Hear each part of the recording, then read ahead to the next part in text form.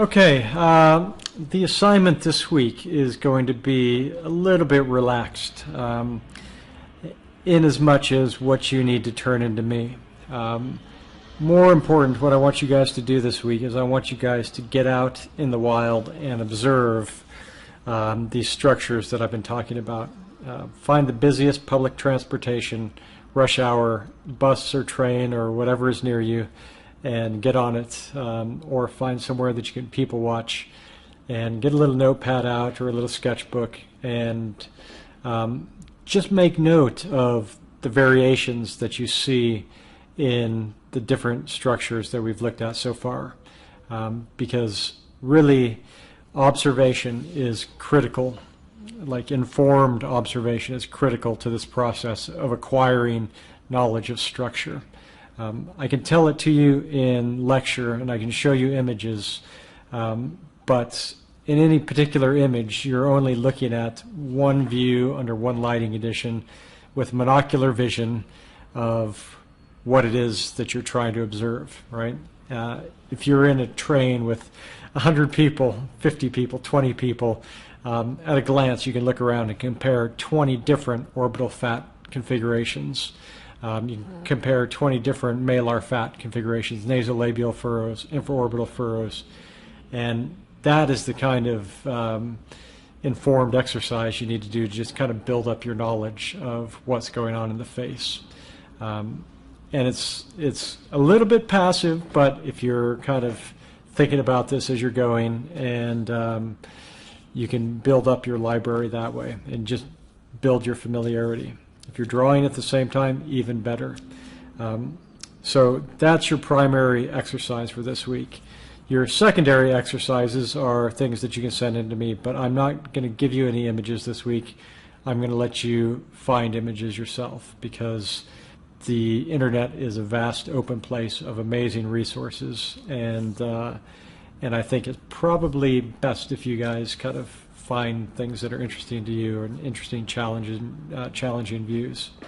Okay, so on two images, two photos, two master paintings, whatever, I want you to do, just kind of build up the construction that we've been working on so far, right? Talking about egg. And slowly, I mean, we're going to progress from this skull construction quite soon, right? As we know more about all these soft tissue forms, this is what we build up our skulls with, right? This is what we fill it in with, right? So kind of looking at this, finding our temporal line, or our zygomatic line, building up, and we can find that temporal line. So essentially do what we've been doing, right, and what I've been doing in the lectures. We're trying to find a good orbit, good configuration of all the boundaries. Nice little vertical here. It's going to give us the zygomatic frontal suture, and that's going to give us the insertion of the canthal tendon, right, on the lateral side. Try to kind of extend this around to the nasal bone, kind of drop that in. Remember that inserts inside the nostril. It comes down inside the nostril. I'm not going to ghost in the nasal bone, because I'm starting to like the idea of having a little block at least of the nose kind of established, just for placeholder until we talk about the cartilages, which will be next week, right? Soon we'll be able to fill that in with confidence that we know what's going on. Okay, tarsal plates. Superior tarsal plate is all of this. Canthal tendon coming across. Inferior tarsal plate is down here. Grabbing on the lateral canthal tendon and inserting about 1 centimeter down, remember? And then once you get all this stuff locked in, we can start to just annotate the soft tissue, right? And that's part of this exercise. It's just kind of an active note taking, right? So we're still tracing, but we're looking for the features that we've just talked about, right? So I'm looking right along this line for evidence of the malar fat pad, and I can kind of see it dropping down here, right?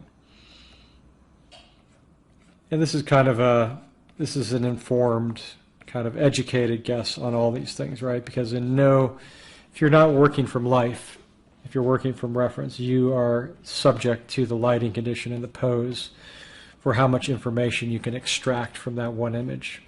There may certainly be more information on the model, I can almost guarantee it, but you won't necessarily see it with any single image.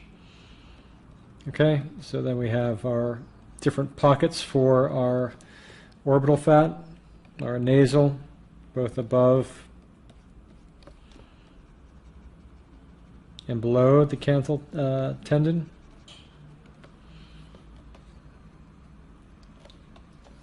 And the intermediate fat pad.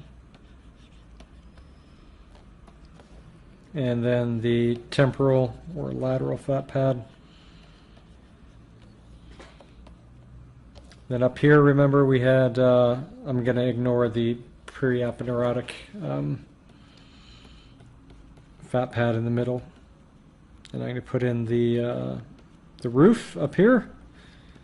And then I will also put in the SOOF. So just across the border, I'm going to use the same color for both because they're somewhat related.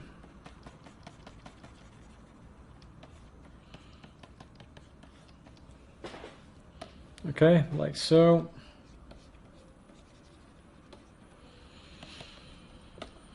Okay, let me get down here and block in the mandible, since I've only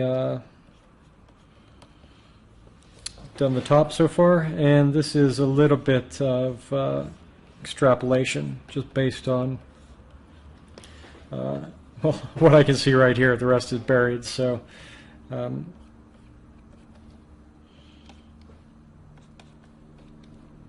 teeth, the dental arch anyways, blocked in roughly.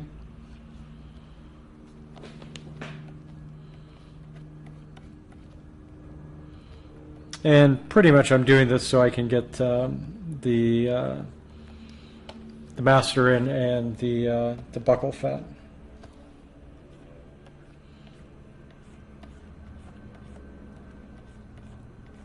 Okay, and I'm going to do this reasonably fast because you know where this is headed, and you guys are all ninjas at this stuff now. So the buccal fat's going to be in here. And remember, this is somehow you're going to have to indicate it going up underneath the malar fat. And then if there's any kind of jowling, you would indicate that.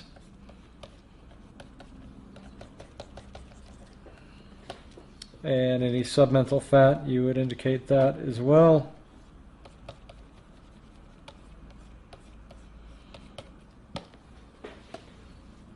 And I think that is almost all that we know right now. So it's starting to add up.